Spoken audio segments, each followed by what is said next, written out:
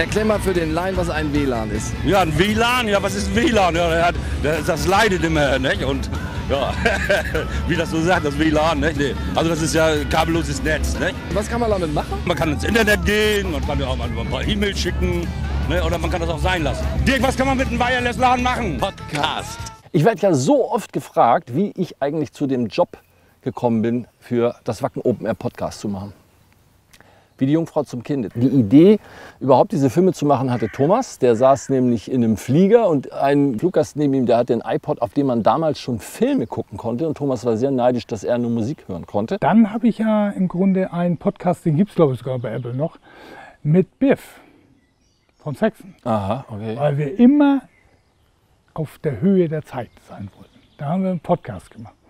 Und dann habe ich tatsächlich gesagt, wenn wir schon bei Saxon einen Podcast haben, dann machen wir natürlich bei Wacken auch einen Podcast. Und dann brauchten wir einen, der das umsetzt. Da wäre jetzt die nächste Frage gekommen. Wie fiel die Wahl auf mich? Initial bist du durch Thorsten Landsberger ins Spiel gekommen. Mit Thorsten haben wir ja viel gemacht. Thorsten ist ja immer noch aktiv, auch im VIP-Bereich. Heute ist er ja schon älter wie ich. Wie hat er das denn gemacht? Ja, weiß ich nicht, wie er mich überholt hat. Ich weiß es nicht. Thorsten wollte da Spielberg werden oder der hat ein bisschen mit Video rumgemacht, mit Foto rumgemacht. Und dann hat das ja auf Anhieb gezündet. Ne? Das ist das Einsatzfahrzeug von Thomas Hess. Thomas ist ein Typ, auf den ich mich schon freue, weil ich weiß vom Hörensagen, das ist ein Mann, wenn er sein Hemd auszieht, hat man das Gefühl, da wachsen einem Beine aus den Schultern. Und er ist ein kleiner Scherzkeks. Er ist im wahrsten Sinne des Wortes Hesse und das werden wir gleich mal testen. Thomas, du bist verantwortlich für was?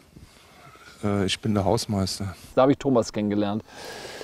Und ein Ruf eilte ihm voraus. Er hat schon damals, wenn er auf dem Gelände unterwegs war, immer so ein bisschen gezeigt, dass er zwar so der Silberrücken auf der einen Seite ist, aber auf der anderen Seite stand er auch immer voll vor oder anders gesagt auch hinter seiner Crew und hat denen immer den Rücken freigehalten. Geiler Typ.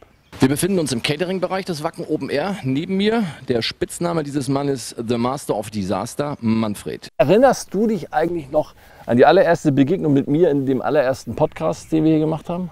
Ja, nicht so sehr. Wenn ich gewusst hätte, was das überhaupt soll, hätten wir uns sicherlich nicht so oft gesehen. Wie viel Quadratmeter Zeltfläche habt ihr hier dieses Jahr aufgebaut? Guten Tag. Dieses Jahr haben wir ja wieder viel Quadratmeter aufgebaut. Aber das Schlimme ist ja, dass das hier immer schlimmer wird und man muss ja an Thomas Hess immer mehr ärgern. Seit 17 Jahren baue ich jetzt Zelte auf und seit 10 Jahren bringt es keinen Spaß mehr. Denn vor 10 Jahren erschien Thomas Hess. Manfred, mein bester Freund. Thomas Hess ist so eine Hessen-Quake. Ihr habt euch ja immer so ein bisschen gekappelt. Nur äußerlich. Innerlich war es eine große Männerliebe. Das war schon Liebe. Ne? Also auch wenn man... Hess war ein ganz großer Fan auch von Manfred. Also von Manfred ja die Liebe zur Erdbeertorte mit ihm geteilt hat. Ja? Thomas ist Bäcker eigentlich. Ach. Ja. Der kann nicht mal richtig Hochdeutsch. Manfred freut sich doch innerlich immer wieder, dass ich einmal im Jahr hier hochkomme. Wir haben sehr viel Spaß über das Fest. Den jetzt zu sehen, das ist auch schön, aber es ist auch schon schwer, ne? Dass der von uns gegangen ist. Naja, wir sprechen über vergangene Zeiten. Aber die beiden... Es war entertaining, ne? Es hat Spaß gebracht. Und deshalb sehe ich mit meinen 40 Jahren, die ich jetzt alt bin, schon aus wie 70. Weil ein Jahr Wacken mit Hess ist immer wie 2 Jahre normales Leben.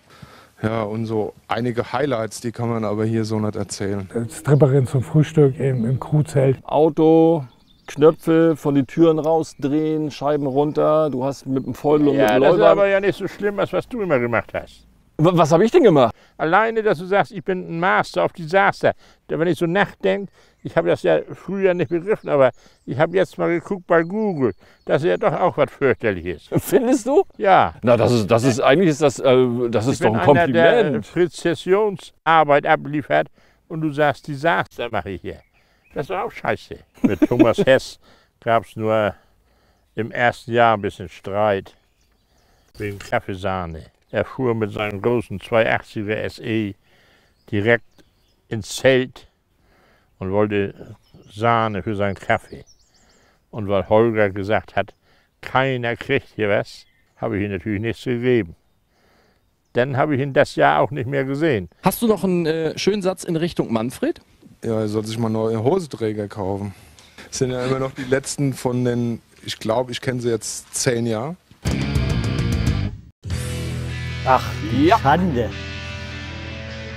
die Bühnenbau-Heroes hier Ach, ja. mit nacktem Oh, Oberkörper. Sag ich ja. Da flippe ich ja aus. Und mit einer silbernen Brille noch. Und das wallende Brusthaar.